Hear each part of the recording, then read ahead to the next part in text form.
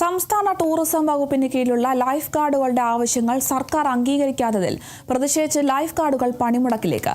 ഈ മാസം 24-25 തീയതികളിലാണ് സൂചനാ പണിമുടക്ക് പ്രഖ്യാപിച്ചിരിക്കുന്നത്.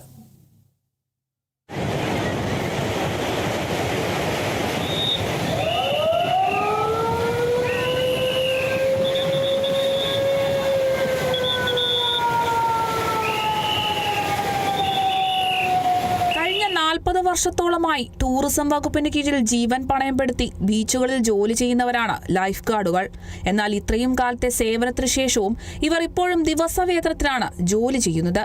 മറ്റുള്ളവരുടെ ജീവൻ രക്ഷിക്കാൻ കടലിലേക്ക് ചാടുന്ന തങ്ങൾക്ക് യാതൊരുവിധ സുരക്ഷാ കവചമോ ആനുകൂല്യങ്ങളോ സർക്കാർ നൽകുന്നില്ലെന്നാണ് ജീവനക്കാരുടെ പരാതി.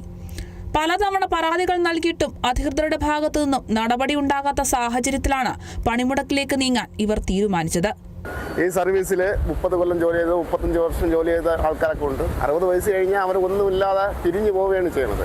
യാതൊരുവിധ ആനുകൂല്യങ്ങളില്ല, ഇൻഷുറൻസ് ഇല്ല, PF ഇല്ല, ESI ഇല്ല, പെൻഷനില്ല, യാതൊരുവിധ അടിസ്ഥാന സൗകര്യങ്ങളും ഇല്ല. അപ്പോൾ നിരവധി വർഷങ്ങളായും മാറി മാറി വരുന്ന സർക്കാരുകൾക്ക് നമ്മൾ ഒരുപാട് പേരെ നിവേദനം കൊടുക്കുകയും പോയി കാണുകയും MLA-മാർക്ക് പേഴ്സണലായിട്ട് കാണുകയും ഒരുപാട് പേർക്ക് നമ്മൾ കാല് പിടിച്ച് വരെ പറഞ്ഞിട്ടുണ്ട്, സാർ നമ്മളെ എന്തെങ്കിലും ആക്കി തരണം. കാരണം ജീവൻ രക്ഷിക്കുന്ന പ്രവർത്തനമാണ് നമ്മൾ ചെയ്യുന്നത്. നമ്മുടെ ജീവൻ വരെ കളഞ്ഞിട്ടാണ് നമ്മൾ ഓരോരുത്തരെ രക്ഷപ്പെടുത്തി കരയെ കൊണ്ടുവരുന്നത്. പക്ഷേ നിർഭാഗ്യമെന്ന് പറയട്ടെ, ഈ കഴിഞ്ഞു പോയ എല്ലാ സർക്കാരും, ആരെയും ഒന്നും പറഞ്ഞില്ല, എല്ലാ സർക്കാരും നമ്മൾ അവഗണിക്കുകയാണ് ചെയ്തിട്ടുള്ളത്. വർക്കലയിലെ പ്രധാന വിനോദസഞ്ചാര കേന്ദ്രങ്ങളായ പാപനാശം, ആലിയിറക്കം, ബ്ലാക്ക് ബീച്ച്, തിരുവമ്പാടി, കാപ്പിൽ എന്നീ ബീച്ചുകളിലാണ് ലൈഫ് ഗാർഡുകൾ സേവനമനുഷ്ഠിക്കുന്നത്. ഇതിൽ പാപനാശം ബീച്ചിൽ മാത്രം പ്രതിദിനം ആയിരക്കണക്കിന് വിദേശ സ്വദേശി ടൂറിസ്റ്റുകളാണ് എത്തുന്നത്. ശക്തമായ തിരമാലകളുള്ള ഈ തീരങ്ങളിൽ കുളിക്കാനിറങ്ങുന്നവർ അപകടത്തിൽപ്പെടുന്നതും പതിവ് കാഴ്ചയാണ്. ഇവരെയെല്ലാം കൃത്യസമയത്ത് ഇടപെട്ട് രക്ഷപ്പെടുത്തുന്നതും ലൈഫ് ഗാർഡുകളാണ്. ലൈഫ് ഗാർഡുകൾ പണിമുടക്കുന്ന 2 ദിവസങ്ങളിൽ ബീച്ചുകളിൽ ആര് കാവൽ നിൽക്കുമെന്ന ചോദ്യം നാട്ടുകാരെയും വിനോദസഞ്ചാരികളെയും ഒരുപോലെ ആശങ്കയിലാക്കുന്നുണ്ട്.